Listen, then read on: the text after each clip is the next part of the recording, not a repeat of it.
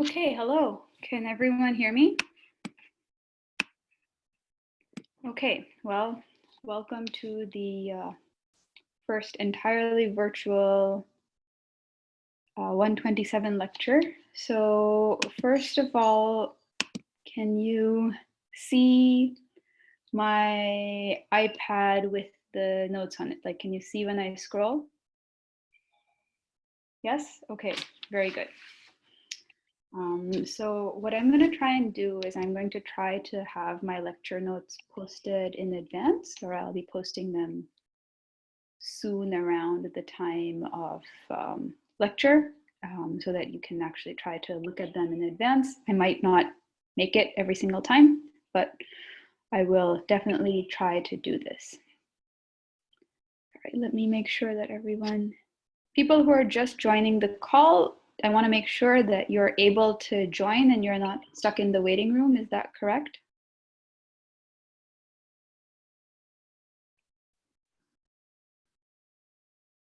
Okay, I'm going to stop playing the enter and exit chime so that we don't hear this every time. Great.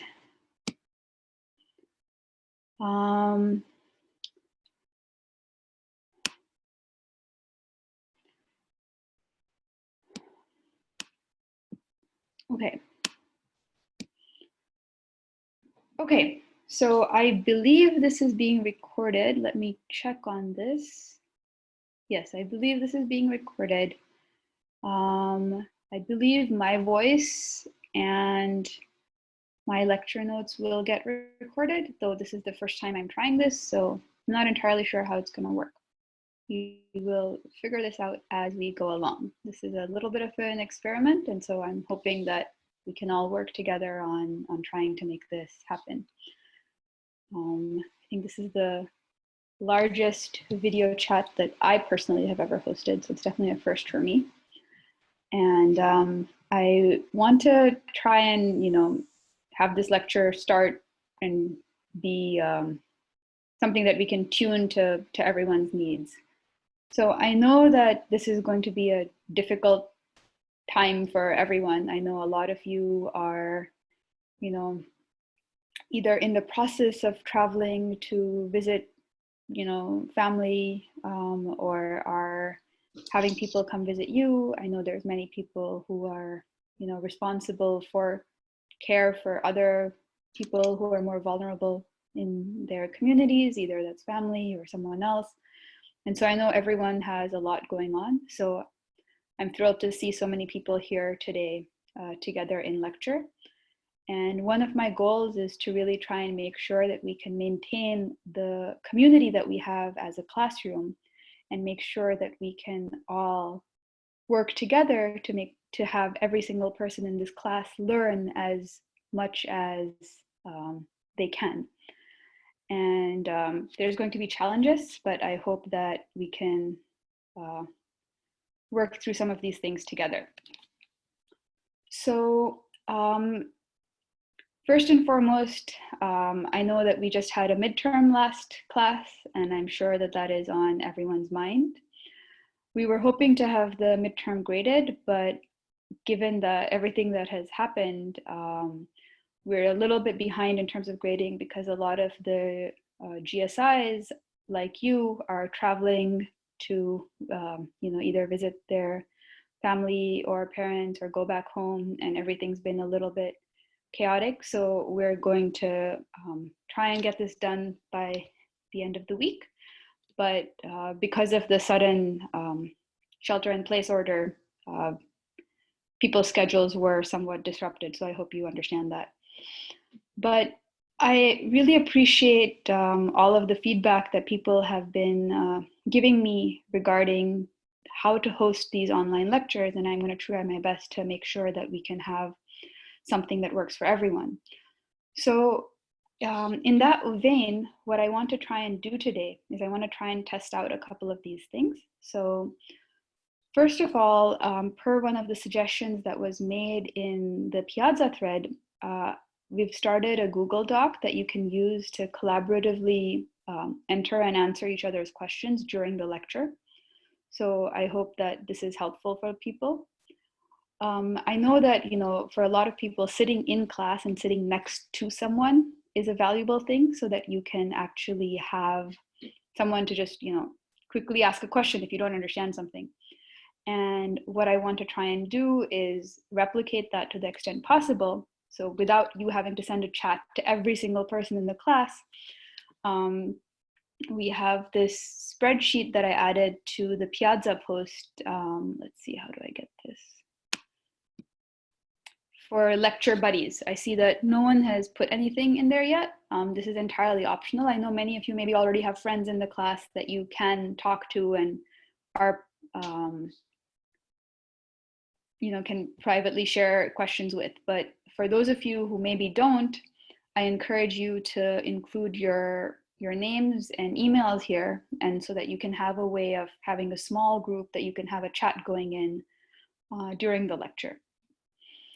In addition, we are going to try and have some official study groups that are set up for people to be able to collaborate with each other online.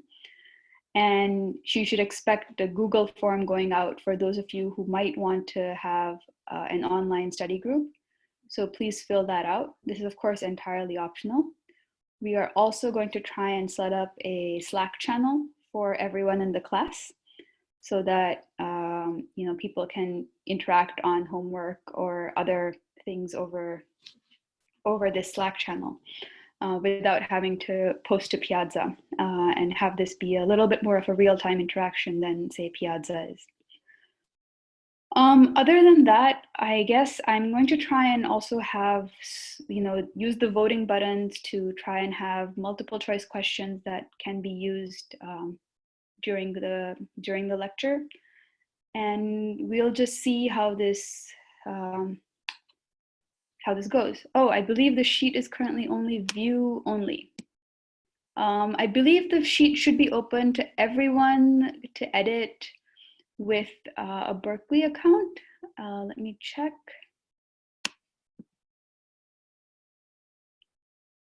How does this work? Change. I'm sorry. Yeah, you're right. It's only editable. Okay. Sorry, I apologize that this was not editable. So for those of you who would like to have this set up, please go ahead and do this. And if you would like me to set up a new sheet like this for every single lecture, I'm happy to do that. If you want to kind of make a group and have that be the same group that you hold each other accountable to attending lecture and, staying on top of the discussions and the homeworks, that's also fine. It's entirely up to you. Please let me know how I can support you during this process. So with that, I guess maybe let's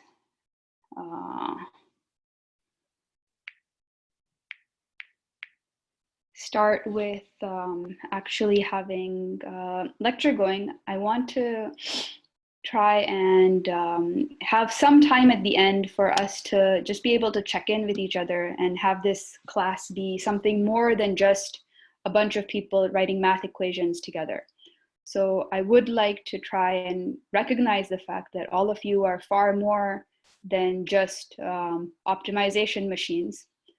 And each of you are, living, breathing people with lots of community around you that you have to take care of and that you're a part of. And there's a big part of this class that's not just, learning the equations, but it's also about learning them together.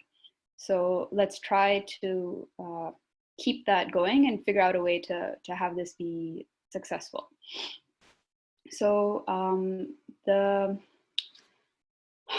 okay, so any logistics questions that you would like me to answer before I get started? I'm going to try and leave 15 minutes at the end to talk about logistics as well. But my goal is to try and have this be a regular, thing that you can always come on Tuesday and Thursday at 5 o'clock to listen to some math, because, stuff around us is constantly changing.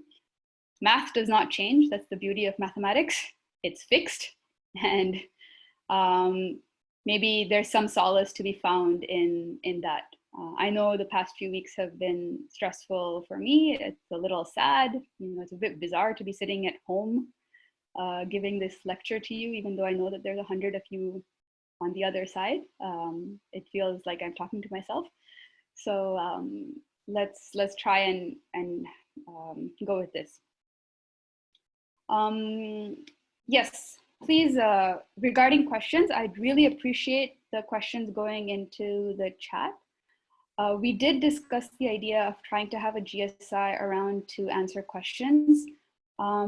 Unfortunately, one of the challenges is that we are a little bit short-staffed in that regard, and a lot of the GSIs are currently also in, trying to get to their respective homes and have a lot on their plate as well. So we don't currently have anyone who has the hours to be able to actually attend to lecture questions.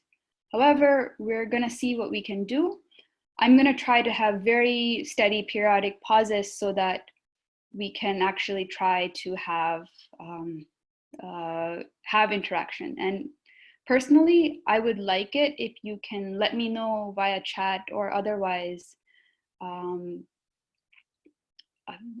that if there are questions, because it's hard for me. Typically I'm used to seeing faces, and that I can help use that to gauge whether people are understanding or not. But without that kind of engagement, it's very difficult for me to understand if everyone's asleep or everyone is perfectly with me. So please, give me feedback, and I won't mind receiving that.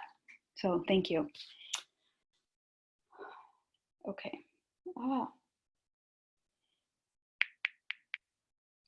Okay, so we're going to have a little bit more time at the end to talk about logistics, but right now I wanted to get into really the material. So today I want to continue building up on duality, and I'm going to talk about,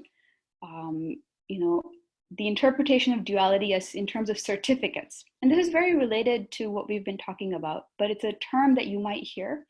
And so I want to try and emphasize this particular notion of what an optimality certificate is. Second, one of the most powerful things about duality is this property called complementary slackness.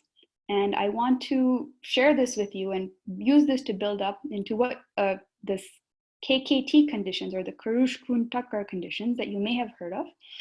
And these are conditions that actually help us, really understand how active constraints matter in a optimization problem. And they'll come in particularly handy when we start to think about things like support vector machines. So we'll do that. I'm actually probably not going to have time today to talk about the water filling example, just given everything else that I would like to have time for. So we'll skip that, but I'll come to it later. So can I make sure, can people see the note? If people cannot see the note, can you maybe download the note from Piazza and look at it there?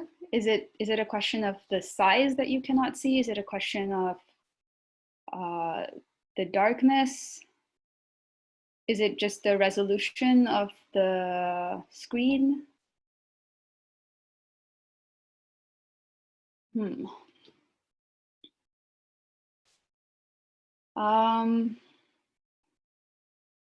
Flipping your screen horizontally. Okay, maybe if I can flip my screen horizontally, I wonder if that makes a difference.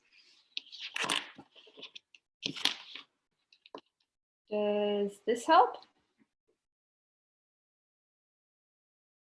Okay, perfect. Then let's do this. Okay. Okay, good. I'm glad everyone can see. So now what we're doing is we're thinking about this primal setup. So we've typically had our primal be defined as the following. This P star is the min of f naught of x such that fi of x is less than or equal to 0. And here I forgot to write, for example, here these i's are going from 1 to P, right? So we have these inequality constraints, and we have these equality constraints, typically on our primal. And we know that this is related to what is the Lagrangian, right? This is called the Lagrangian. And this Lagrangian is basically related to the primal by saying that, well, you want to min over x, the worst case over lambda and mu of the Lagrangian, L of x comma lambda comma nu. And we saw this when we were looking at the min-max theorem, right? We saw this particular version of writing the primal. And on the other hand, we have this dual problem.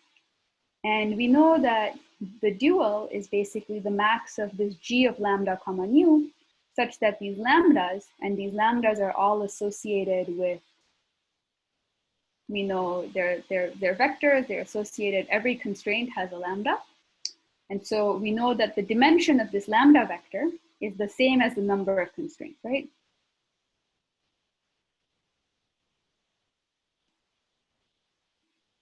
And so this is the dual, and we know that we can write this as the max min of the Lagrangian.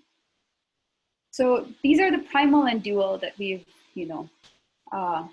been able to, we've been talking about. And we saw this example of a dual as well, right? So for example, just to remind everyone, we looked at the dual of a LP, or a linear program, where we said let P star be just let me see. Oh, sorry. No.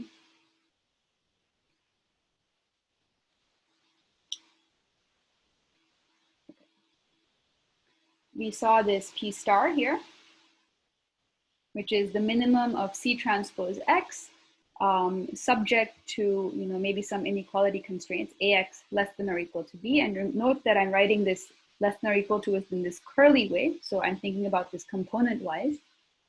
And this constraint I can equivalently write as AX minus B less than or equal to 0. I'm just taking this B and I'm moving it to the other side as minus B, right? And so this constraint can be rewritten in this way. And so just to remind you of what this duality setup is, I can then write the Lagrangian as L of x comma lambda as C transpose X plus this lambda parameter. And here lambda is now a vector. Lambda transpose times AX minus B. And this lambda is basically the same dimension as the number of constraints. And effectively the number of constraints I have is this AX minus B. And I can rearrange this to pull out this lambda here. So I have this minus B transpose lambda plus A transpose lambda plus C transpose X. So what did I do here? I pulled out all of the terms that have something to do with X, which are these green terms. They all came here. And then this B transpose lambda, came over here. And now when we think about G of lambda, we can think of G of lambda, we know we've defined it to be the min of L of x comma lambda. And well, now when I'm minimizing this L of x comma lambda over X, what do I know? Well, I have this X term here. And if I have a linear function of X, and if I have some alpha times X, what is the smallest I can make this, right? I guess I have a tendency to ask questions in class, but now how are you going to respond? You can't respond, but you can maybe respond on chat if you have if you would like to. But yeah, thank you. So it's negative infinity, because if I have some linear function, well, this linear function is basically going to be like a line, and I can always push this down negative as much as I want, right? So perfect. So thank you for responding. I feel very happy. You can basically say that this can be arbitrarily bad. But what if this this term, A transpose lambda plus C, what if A transpose lambda plus C was equal to 0? Then suddenly all I have is this B transpose lambda, right? This B transpose lambda on its own, when you're minimizing over X, cannot go to infinity. What's going to happen is that because A transpose lambda plus C is 0, then you can't really change this because B transpose lambda is a constant with respect to X. So this isn't going to change. So if A transpose lambda plus C is not equal to 0, then you're going to get this minus infinity condition.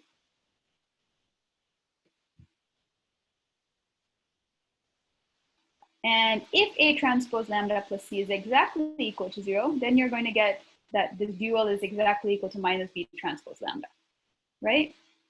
And from here now, what you can have is this D star is now the maximum of this value, minus B transpose lambda. You want to say, well, how big can I make B transpose lambda? Is what the dual is asking. How big can I make minus B transpose lambda when I'm subject to the constraint that A transpose lambda plus C equal to 0? Because if this is not actually met, then I know that, well, I'm going to hit minus infinity. And remember, the dual is a lower bound. When the dual is minus infinity, that is the most uninteresting the dual could ever be, okay? So this is just to remind you of what a dual is and get back into that way of thinking. So I'm going to pause here and see if there are any questions. So if you have a question, raise your hand and you can ask it by audio, or you can type it into the chat, whichever way you prefer.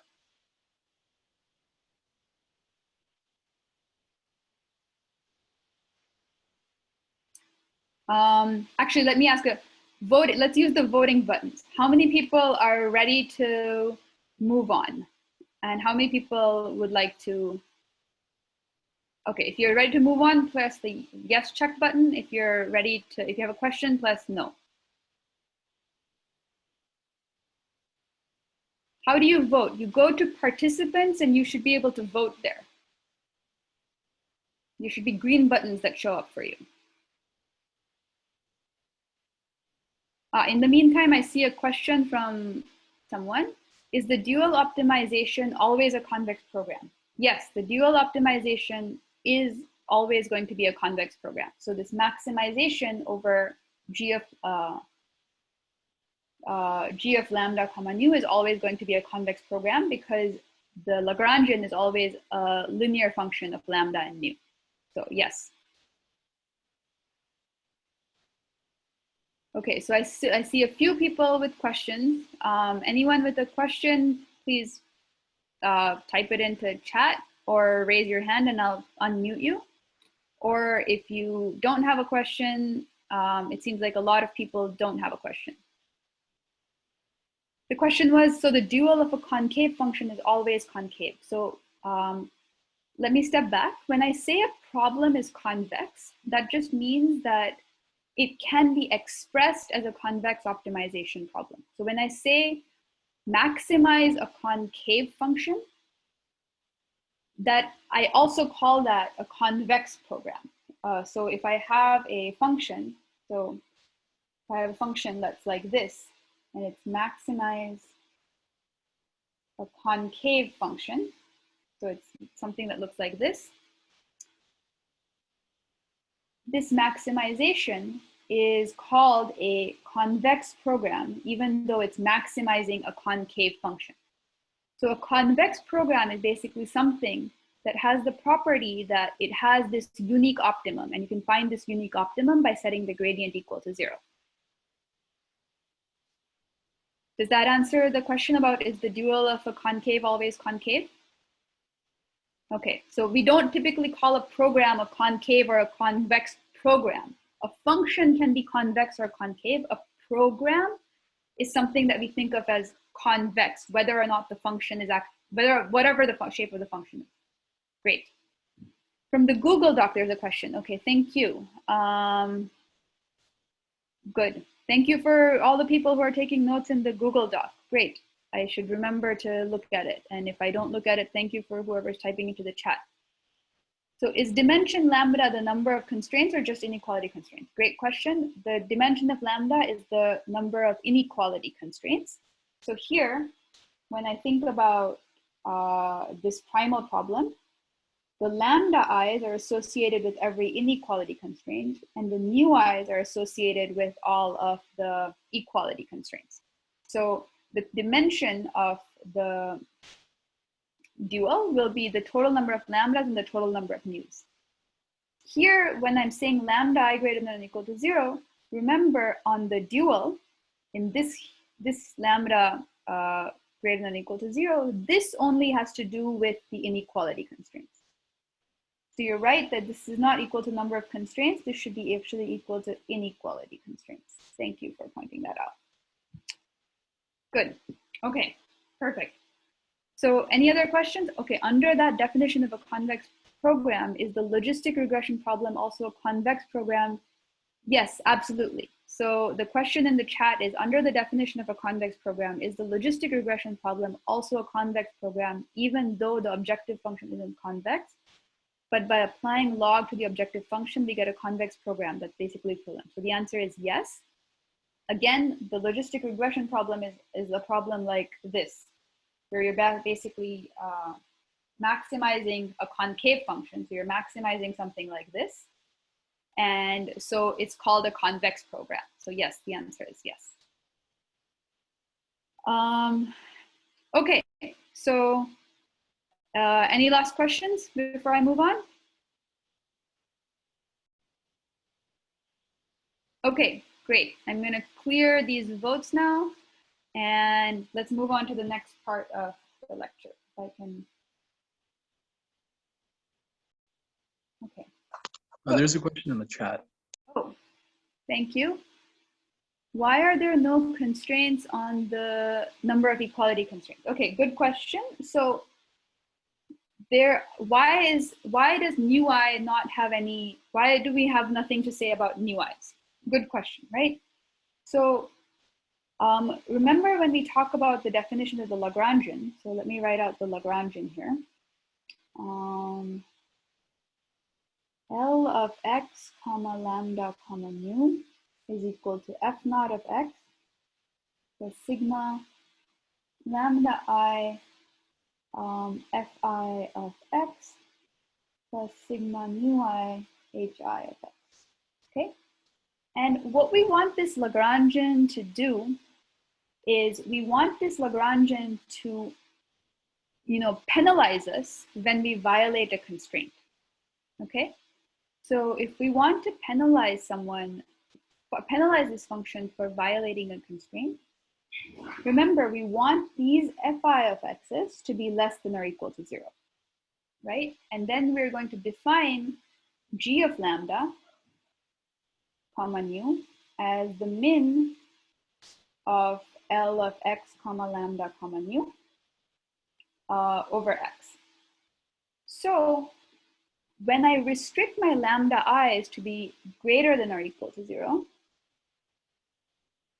when I therefore violate a constraint, I basically get no advantage by doing that, right? That's why I have this kind of constraint. But on the other hand, when I basically, when I'm thinking about these mu i's, well, I want to penalize deviations from 0 in both the positive and the negative direction. So for the lambda i's, I want to penalize when fi becomes greater than 0, and I don't want to penalize when fi is less than or equal to 0. But for the hi's, I want to penalize whether I go positive or negative, which is why I want the flexibility to be able to choose mu I as greater than or equal to 0 or less than or equal to 0. So I don't have enough time to answer this question a little bit more detailed than this, but I'm happy to go into this again in office hours afterwards. Okay? Yeah, okay, great. So moving on. So why do we care about the dual, right? There's many reasons, and sometimes we care about it because, well, we have this very nice property, right? We have the property that the dual is always a convex function, in the sense that it's always a convex program. Dual is always convex program, and so it's always nice to solve, even if the primal isn't convex. But sometimes the dual is also useful in terms of this functionality of providing a certificate of optimality or suboptimality. So what this means is that, let's say I can, by some magic, find some lambda 1, mu 1, right? These are just some dual optimal variables. And I'm going to say that these are, sorry, I said dual optimal, I meant dual feasible. What does it dual feasible mean? Dual feasible means that these lambda and mu are such that they satisfy the constraints of the dual. So when I'm thinking about the LP problem, a dual feasible lambda is a lambda that satisfies these constraints, okay? So is everyone clear on what dual feasible means? Can you use the voting buttons?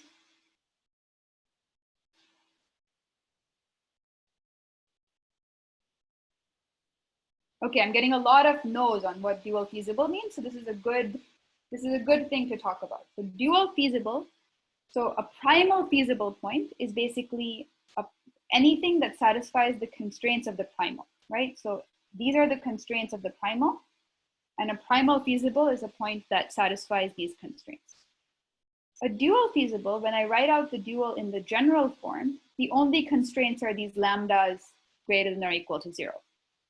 However, sometimes, so I can just say that any lambda that's greater than or equal to 0 is dual feasible. But sometimes if I can write a more nuanced form of the dual, for example, in the case of this LP, then these constraints that are here, these constraints that basically prevent the dual from being minus infinity, are called dual feasible points. Okay, everyone clear on dual feasible? I hope there's more yeses from no's. Okay, yeah, I'm seeing the no's go down. Excellent, good. So if I can find some lambda and mu that are dual feasible, basically this means they satisfy the constraints of the dual, then I know that this P star is always lower bounded by G of this particular lambda and this particular mu. The lambda 1 and mu 1 are these dual feasible points.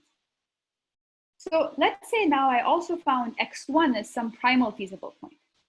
Then what I can say is I can say, well, I know that P star is always greater than or equal to G of lambda comma mu. So I can rewrite this as minus P star is less than or equal to minus G of lambda 1 comma mu 1, right?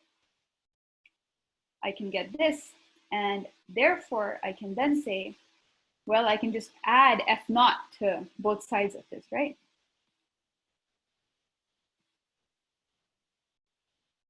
And by doing that, I get the following inequality. So what is this saying? I'm saying, let's say I'm doing some gradient descent algorithm, right? And I'm getting some points one at a time. I'm getting x1, x2, x3, so on and so forth. And I want to figure out how close am I to the optimal, right? I want to say I want to be, epsilon close to the optimal. Then I can have this f naught of x1 minus p star is basically how close I am to the optimal. And I can say, well, this is the gap between where I currently am, this is where I currently am, and my optimal is at most the gap between where I currently am and this dual feasible point. So if now I know that, I'm epsilon close to a dual feasible point, so which means I'm epsilon close to a dual feasible point, that means I must also be epsilon close to my primal optimal itself. And people use this notion to say, basically call the dual sometimes a certificate of optimality or suboptimality, if that makes sense. So basically, if I can find this dual feasible point, it can tell me something about what my primal current feasible point is actually behaving as. So, if we have time in the class, I'll do an example of a primal dual algorithm that basically goes back and forth between minimizing the primal and the dual to get you to the optimal point. But even in an algorithm like gradient descent, if I somehow have access to a dual feasible point, it can help me evaluate how well my gradient descent algorithm is doing. So again, I'm going to clear the votes and, tell me if you have questions. I'll pause, see where everyone's at. I'll take a sip of water.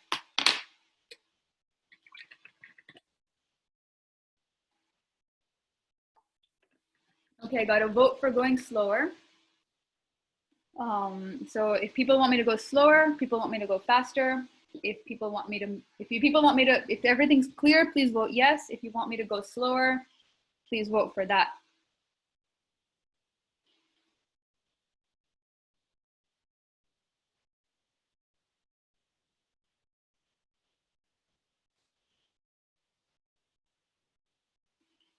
Okay, great. Lots of questions coming in. So let me try and answer these questions. So let's go back to this equation. So everyone with me on P star greater than or equal to G of lambda comma nu, in particular for lambda 1 and nu1. So here, recall all dual feasible points, lower bound the primal. So this equation is true for every feasible lambda 1 comma nu 1. Okay, this is true for every feasible lambda 1 and nu 1. So this holds true always. Okay, now what I did was I just multiplied this by a negative sign on both sides, and that gave me, in bad handwriting, the following, right? Let me write it in better handwriting. Minus G of lambda comma mu. So clear all. How many people are with me at the equation that I just drew the arrow to? Okay, lots of people are with me there. Good. Now, here, what do? I say, okay, let me add f naught of x 1 on both sides of this. I just added to both sides of this inequality, okay? Now that I added to both sides of this inequality, rewriting this is just this thing, right? This is the same as this. So again, I'll clear the votes. How many people are with me at this big blue arrow that I'm pointing at now?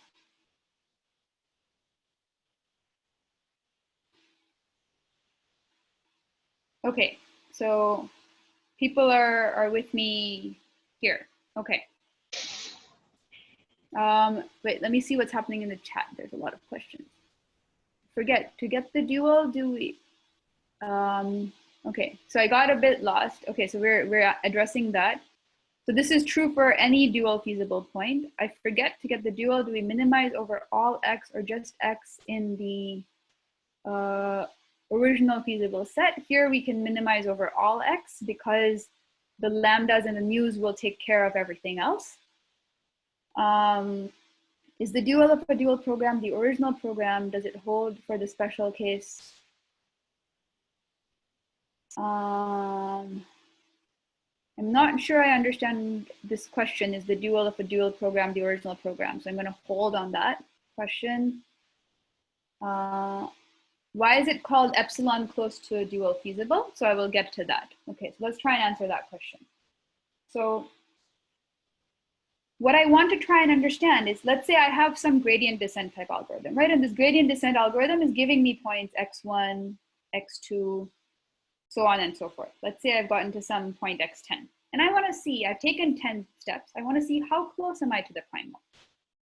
So now I'm going to say, well, I don't know what P star is, right? P star is unknown to me. It's a hypothetical thing. And I want to say, well, I'm currently at x10. How far is f naught of x10 from P star? This is what I want to try and find out, right? How far am I? This is what I want to try and understand. I don't know P star. That's what I'm trying to find. So I can't ever possibly find that. But instead, if I could find some lambda 1 and mu 1, then I think I could basically use that to say that, well, if I can see how far I am from this g of lambda 1 and mu 1, then I can say that if the gap between f naught of x1 and g of lambda 1 mu 1, if this is less than epsilon, then this other quantity is also less than epsilon. Does that help?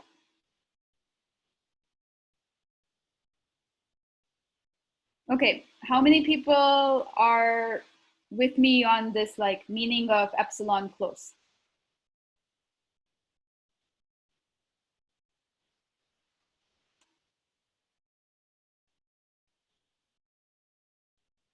I have a very, very small fraction of the class voting, which is making it, these votes are anonymous. So it would be helpful if, can you state again what epsilon refers to? So epsilon refers to just this quantity.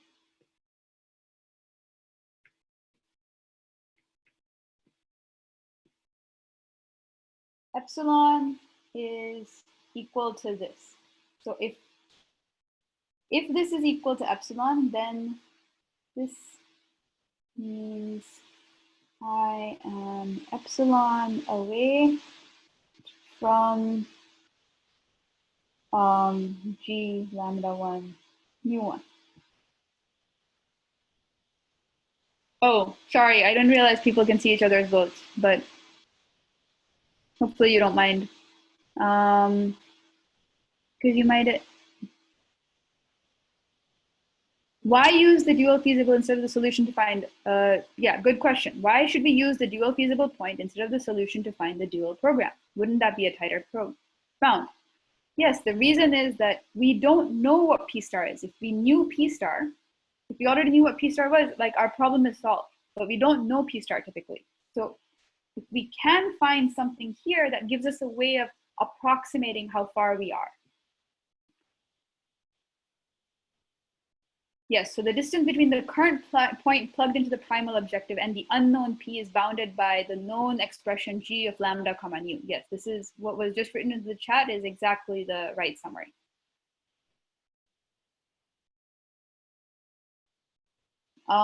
The question is the objective here trying to obtain convergence? No, we're not trying to obtain convergence. We're just trying to decide when to stop our gradient descent. You know, if we want to say that, like, we know we're going to converge, and convergence means that in the limit, we will hit the optimal point.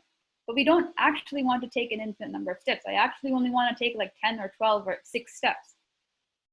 So that's why I want to try and see how close I am after taking some finite number of steps. The question is, how is the feasible point picked? The feasible point is picked just by some algorithm like gradient descent. And there's more sophisticated ones that we won't get to in this class, but you can learn about on your own. Okay, for this anonymous poll thing, if you can send me a link to try and to figure out how to do this, I'll try and figure out how to use it. But if people particularly are bothered by the students, other students being able to see their votes, please, you know, send me an email and I'll try to handle that and try to figure out some kind of way to do this. Okay, so let me try to move on to the next part of the lecture.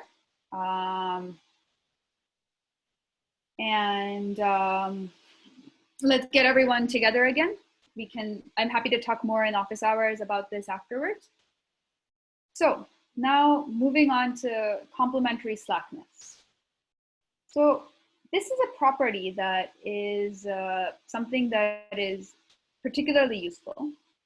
And it's something that is specific now to the primal optimal and the dual optimal. So what do I mean by primal optimal? Primal optimal is the X star that actually minimizes the primal. That's what I mean by the primal optimal. And what do I mean by the dual optimal? Well, we have this dual function here, this dual function, and the lambda star and mu star that actually, maximize this function is what I mean by the dual optimal. Okay?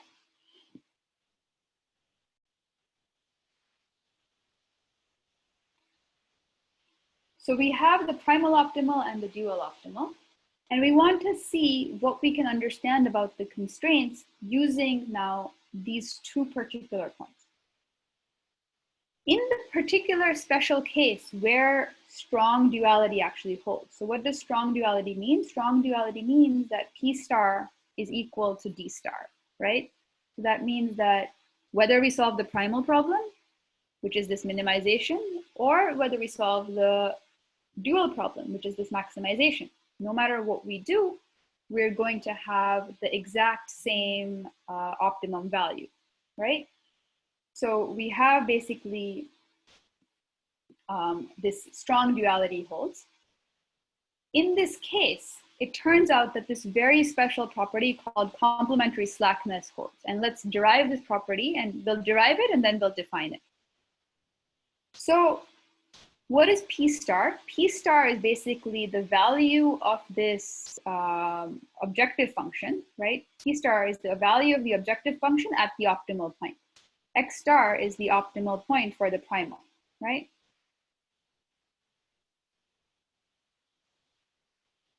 And what is D star? Well, D star is basically the optimal point for the dual. So D star is attained by the lambda star and mu star. Optimal. It is attained by the lambda star and mu star that are actually, or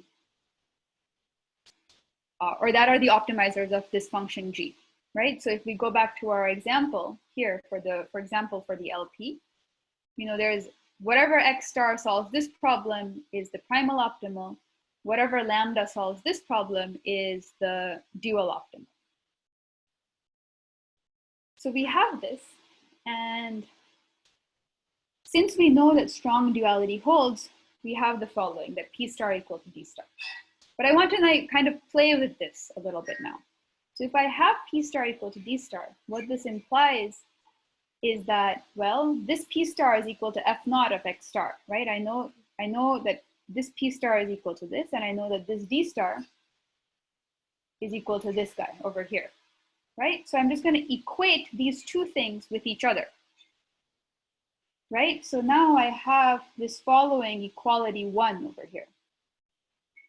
And does everyone understand how I got equality 1? Can you use the voting buttons? Okay, great. I think we're all on the same page with equality 1. Good.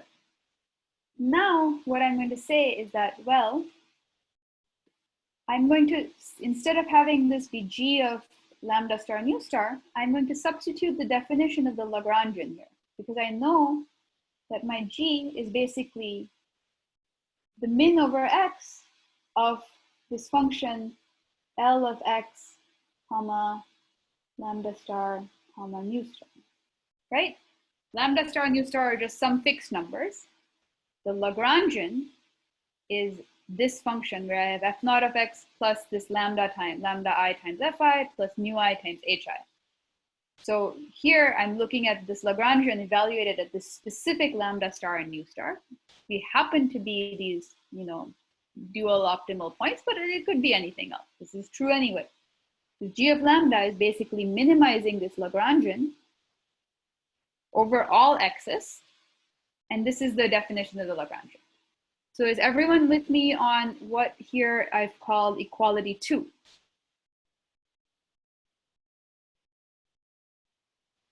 How many people? If you're not with me, please vote no, because otherwise I won't know.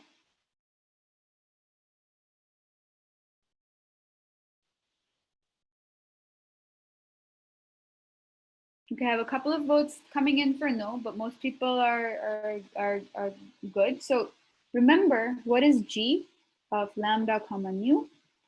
This is just the min over x of L of x comma lambda comma nu.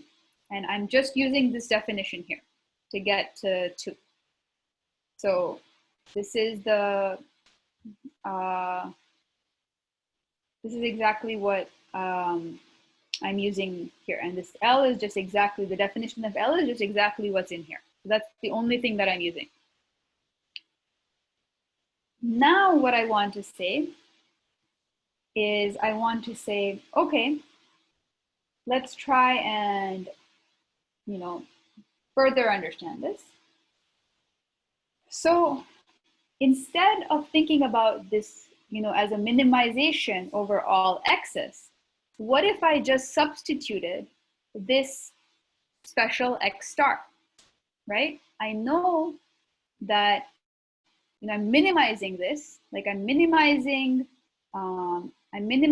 this quantity, L of x comma lambda star comma nu star. I'm minimizing this. And instead of minimizing this, what if I just substitute the best x in the function instead? So instead of minimizing over this quantity here, if I just substitute the best x star, which is what I have here, then I'm only going to become smaller, right? Because I'm here at some generic thing. The optimal is somewhere here. So I'm going to substitute this point, and all I'm going to get is a lower bound on my Lagrangian, right? So because x star, we know, minimizes this Lagrangian as well, we can have this inequality be true. Okay.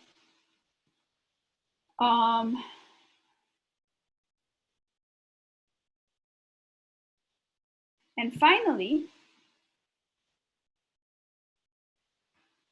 so the min basically of this has to be, basically this minimizer has to be lower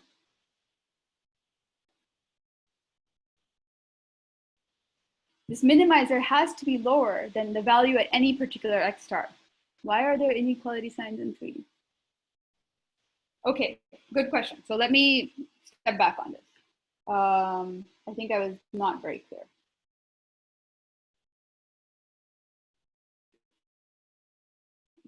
And let's ignore this for now. Okay, so let's think about the expression on line 2. Okay, this expression on line 2 is the minimum of this particular function.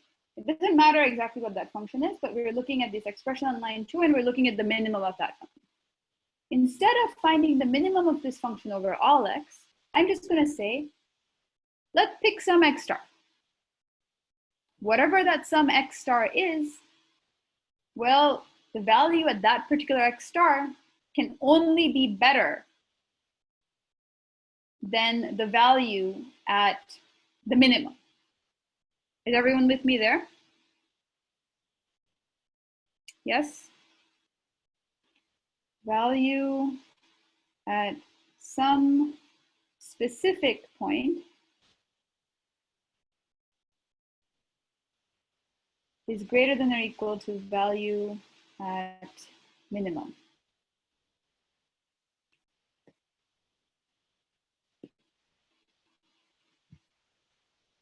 Yeah? By better, do you mean worse? No, I don't think I do. So I think that if you think about the value of, if I think about the value of the function at any point compared to the minimum point, any point has to be higher than the minimum point. The value of a generic point is going to be higher than the optimal because we're trying to minimize. X star is the minimum, but X star is the minimizer of f naught of x. So we're going to see all of your questions are going to be resolved. Just hang on for 1 minute. This equality is exactly what we're getting to. Just hang on 1 second. So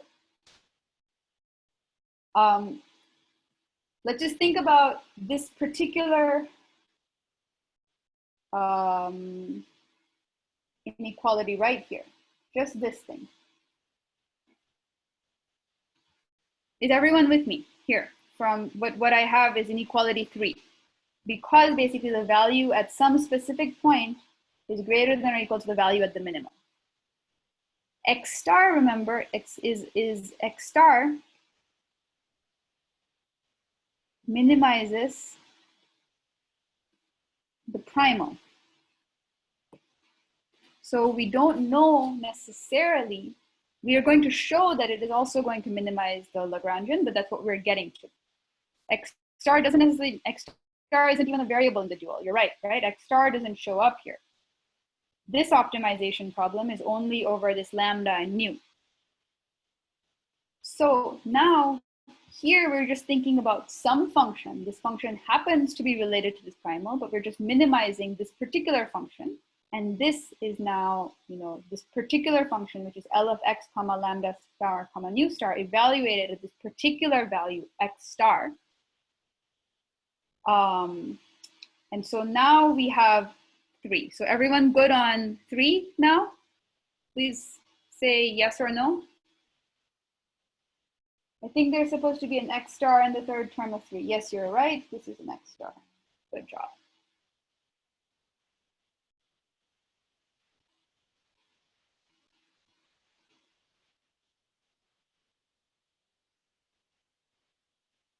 Okay, anyone want to ask a question here? Please type into the chat what's going on.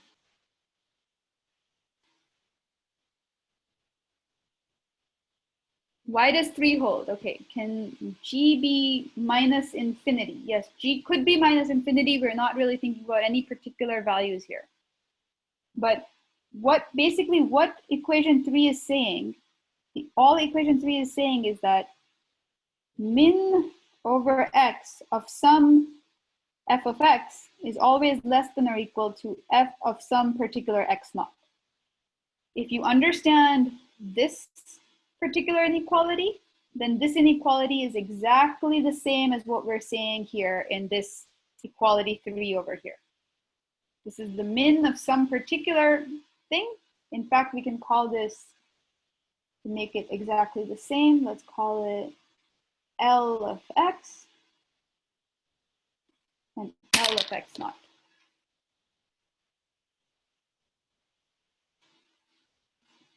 Okay? So this is what we have. Because why does this equation hold? This equation holds because if I have some function, right? Let's say this function looks like this. The minimum value is always going to be below every other value. That's the definition of the minimum. So by definition of minimum, this kind of holds. Okay? Great. So I think we have people here. If not, I can go back and clarify. So now what we have is let's say we understand equation 3. Now I want to focus basically on this equation, this inequality 4. So let me think now about this term.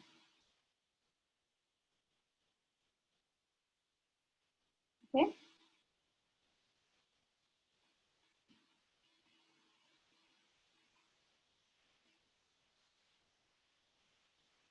This term is, what do I know about the lambda I? I know lambda I is greater than or equal to 0, right? Lambda I stars are greater than or equal to 0. The fi of x star. I know x star is a primal feasible point, right? Here, I know that this is less than or equal to 0. So what is this full term? This full term is less than or equal to 0 because these lambda i's are positive and these are less than or equal to 0, right? The product of something that's greater than or equal to 0 and something that is less than or equal to 0 is going to be less than or equal to 0. Everyone with me on the second term, going from 3 to 4? Okay, now let's focus on the third term here. Here, again, we know that x star is a primal feasible point, so it satisfies all the constraints of the primal. So what that means is that hi of x star is exactly equal to 0. So this term is actually equal to 0. So now, when I look at going from what is on line 3 to what is on line 4, I copy f naught of x star. F naught of x star is clearly less than or equal to f naught of x star. Here I have this summation, the second term, is less than or equal to 0 because fi's are less than or equal to 0 and lambda I is positive. And the last term is exactly equal to 0. So basically, I've just shown that this whole long expression is less than or equal to f naught of x. But let's step back, right? There's like a lot of scribbles here, but where did we start off with? We started off with this f naught of x star here. This yellow is a horrible color, you can't see it, brown maybe. And we showed that basically f naught of x star is exactly equal to f naught of x star. How is this going to be possible? Why? How can all these inequalities be true? The only way is basically hinting at all of the questions that you're coming to is that, all of these equalities must have actually been equalities.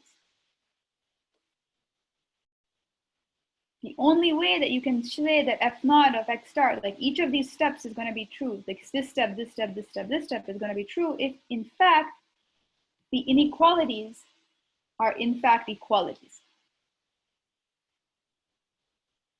So I'm going to pause here and see if everyone's with me.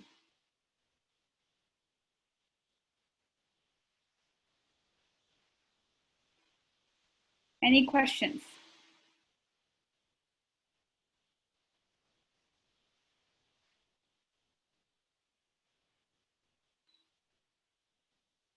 Does this only hold assuming strong duality? Yes. We're assuming that x star, lambda star, and nu star are all optimal and strong duality holds. So yeah, absolutely.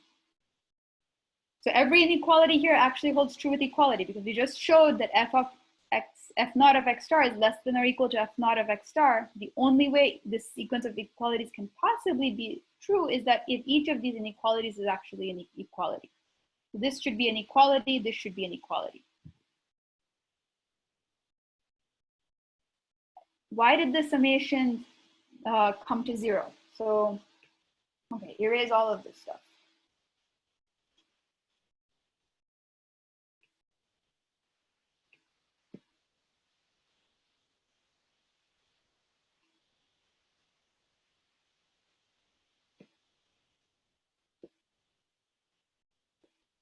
Okay, so what happened here, right? Oh.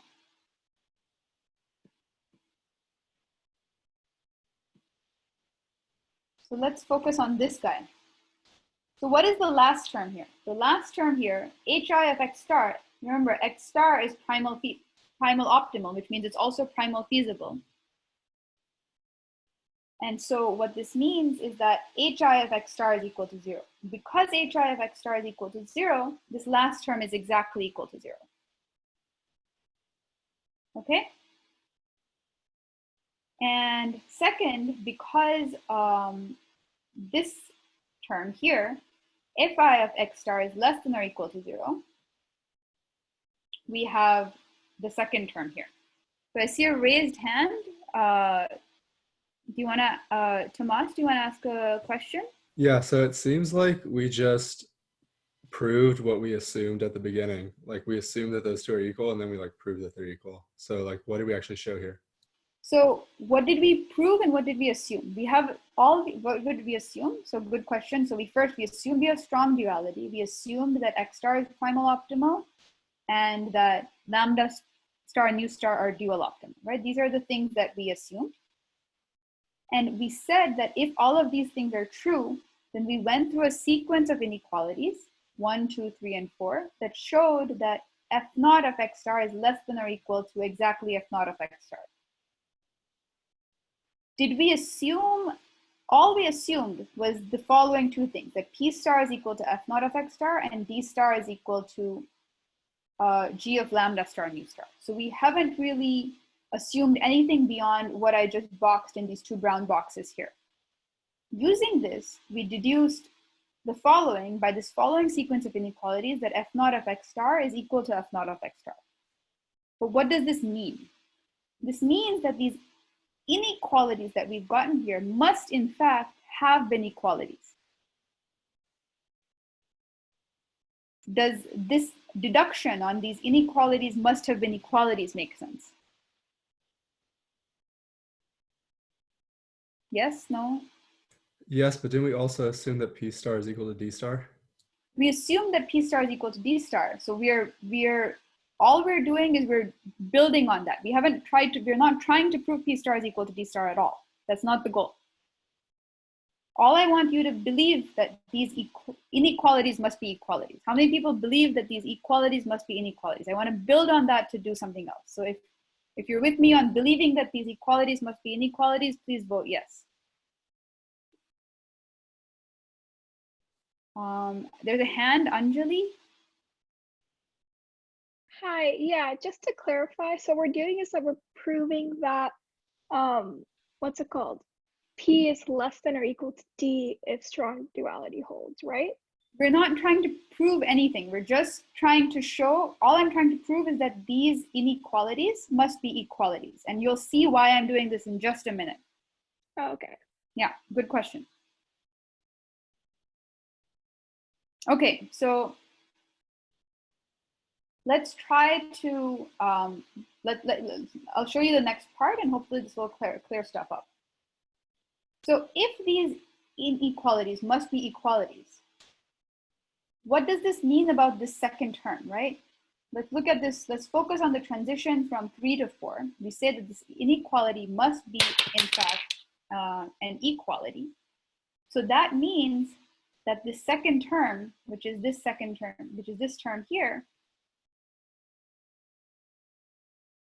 this term must in fact be equal to 0. We said that this was less than or equal to 0, but in fact it had better be exactly equal to 0. Because 3 equal to 4 up here. But let's focus on this now.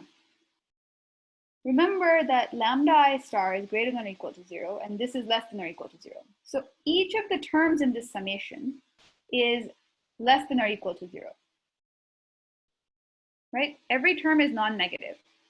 If you have a bunch of things that are on one side of 0, but their sum becomes 0, what is true about every single one of those terms? Can you have a bunch of negative numbers add up to 0? No, right?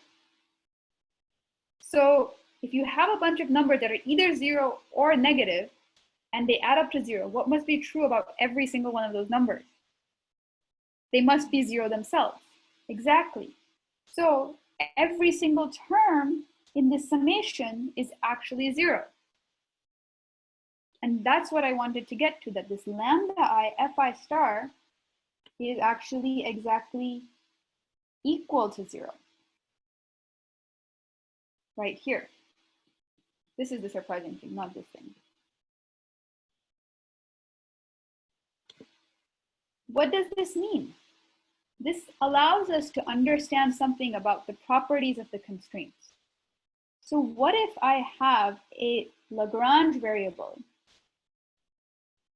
that is strictly greater than 0, right? What does that mean about fi of x star? At the optimal point, it says that fi is exactly equal to 0. Okay? And good point. I think these should all be lambda stars. So star, star, yeah, star. So this is telling you that if lambda I is strictly greater than 0, then this constraint must be active, which means that at optimum, you're hitting that boundary. So if you have some constraint here, if lambda is greater than 0, that means you're exactly there. You can't move. On the other hand, if this constraint is slack, if this constraint is not active, then the Lagrange multiplier corresponding to that constraint must itself be 0. And remember, we were thinking about this price interpretation of these Lagrange multipliers, right? And there, remember, we were saying that this Lagrange multiplier is kind of the price that you would pay to violate the constraint. So, you know, if your constraint is active and your optimum point is hitting up against it, that means that you have, and like, you know, that's associated with this Lagrange multiplier being greater than 0. That means you're, you know, if lambda I star is greater than 0, that means you're willing to pay a lot to violate this constraint, because it would make a big difference to your optimum, because your optimum constraint is very active. So you could push this constraint a little bit back. It would actually make a big difference. Whereas, you know, if you're slack on this constraint, then, you know, it's not worth it to you to pay much for violating that constraint. And this, you know, basically, if your constraint is inactive, then the corresponding Lagrange multiplier is 0. And this is what is called complementary slackness. So if your lambda I star is greater than 0, then your constraint is active, it is not slack. On the other hand, if your constraint is slack, then the price you associate with that constraint is 0. You don't care. Question is, can both lambda and f of x be 0? Absolutely, it's possible. But you won't be able to deduce anything from that case. So if you like set lambda I equal to 0, you can't say, you know, fi of x may or may not be equal to 0. The only two implications you can draw are the ones that I've written. There's you can't rule out both of them being 0. That's absolutely a good point. So this is basically what is called complementary slackness, and forms the foundation of what I want to talk about in the next lecture, which are the KKT conditions, or the Karush-Kuhn-Tucker conditions. The question was, so can we interpret lambda as a price we're willing to pay for violating the constraint? Exactly. Exactly. And this is the economic interpretation that we kind of talked about, not previous class, but the class before that. Yeah, okay, so this is it. I'll take another question on this. If anyone wants to raise their hand and ask a question verbally, that might be helpful to everyone.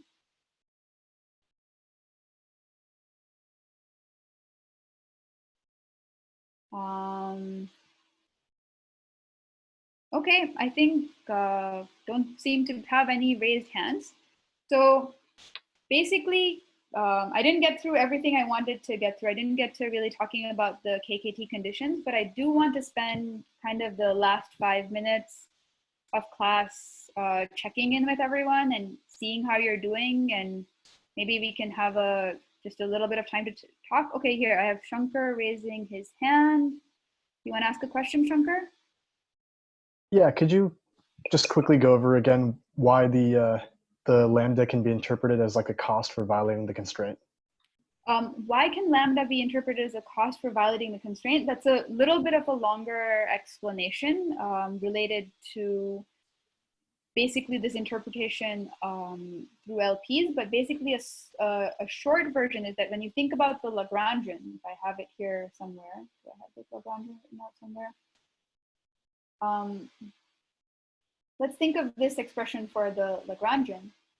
Basically, when this fi violates the constraint, this I want this to be less than or equal to 0, but if this does somehow become greater than or equal to 0, then the penalty, the amount that my Lagrangian changes by, is lambda I star.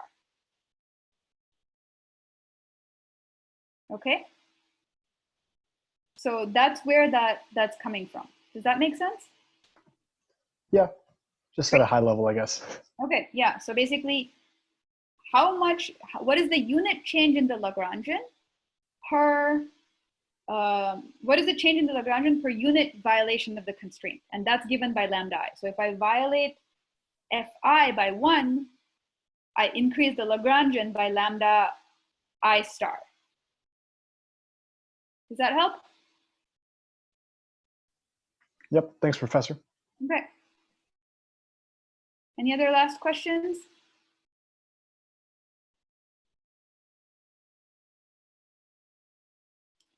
Hannah, go ahead.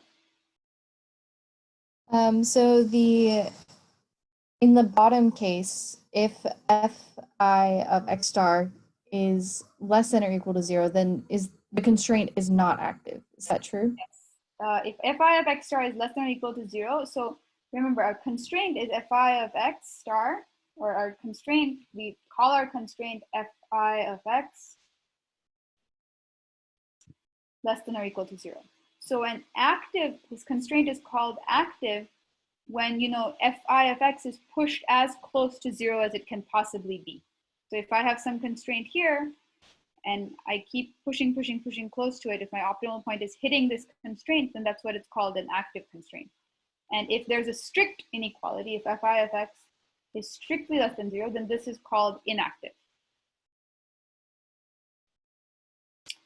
Catherine. So this is true when the primal is equal to the dual, but like, wasn't this also true when like just in general? If you don't have strong duality, you cannot always argue this, because if you recall, we started out this argument with, you know, the assumption that P star equal to D star, and the P star equal to D star is what has allowed us to convert these inequalities into equalities. And the fact that this inequality was in fact an equality, in particular on this term, is what allowed us to make this statement here. Does that help? So when you were talking about like the economic interpretation of the LP, and Yeah. were we also assuming like strong duality? In the economic interpretation of the LP, we were implicitly assuming strong duality, because strong duality always holds for LPs with feasible sets. So in that case, yes, we were working with strong duality because we were focusing on the specific case of LPs where strong duality always holds. Okay, that makes sense. Thank Good you. question. Other questions? Yeah, I like this, people being able to ask questions verbally. It's much clearer than, yes, Christoph, I'm sorry, I can't read your name properly because my screen won't let me read. It's just Christopher. Christopher, okay. Could you just explain, I understand all the math at the end. Could you just explain what complementary slackness refers to again? Complementary slackness refers to basically the slackness of the constraint. So basically, if your constraint is slack, then your lambda I is 0. If your constraint is not slack, or if your lambda I is greater than 0, then your constraint is not slack. So it's not an if and only if statement. So you have to be very careful about how to read it. So it's called complementary slackness because it's just, you know, it's about when your constraint, your slack is, your lambda is 0. When your lambda is not equal to 0, your constraint is active. But it's not if your constraint is active this, if your constraint is slack that. So the terminology is a bit funny in that sense. It's just, that's just what it's been called. So that's what it's called. Okay, cool, thank you. Who is this? I just see a C. I don't see your name, the person with your hand raised.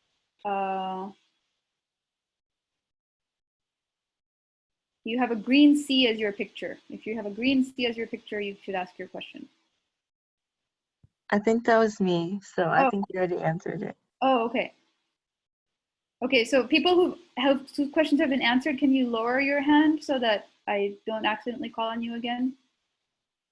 Let me see if there's any other hands raised. Any other hands raised? Sangun? No, you have a thumbs up. Okay. That's not a hand raised. Any other questions? Okay, well, I guess we're technically at time. I wanted to have some time to just touch base with people and see how people are doing.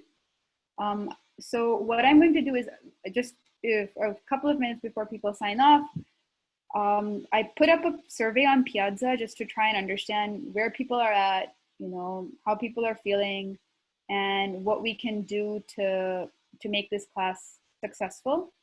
I did want to ask to see if we could have some volunteers to organize some kind of social group for people in the class, because I feel like, you know, all of you will succeed together if you can actually build up a community. And so I was, you know, we will start a Slack channel and so on and so forth, but maybe, you know, we want to have a chat room for people from 127, or have some kind of ways for you to meet up with each other. And I'd love to have some volunteers from the class who can, you know, possibly help organize some kind of social support group. If any of you feel like this would be helpful and would like to take a leadership role in doing this, you know, please let me know, and I'd be happy to support it. So just wanted to seed that out there. If anyone wants to stay and talk and like just talk about, you know, the class in general or how things are going, I would love to hear that feedback. You can send it to me as a private message or a private email or in a private message in the chat. And I also put up this poll so that people can, you know, just touch base and let me know how things are going. So if you feel like you would want to share information, please do. We have some questions about what time zones you're in and things like that, so that I can understand, you know, how to plan for things going forward. Some of these are logistical, some of these are just to help us get a sense of what's going on. So with that, I will now start officially my office hours. Yeah, go ahead with questions. We can continue to talk about questions from the lecture if people have questions from the lecture. And I think I will stop recording now so that people's questions will no longer be recorded. Thank you, everyone.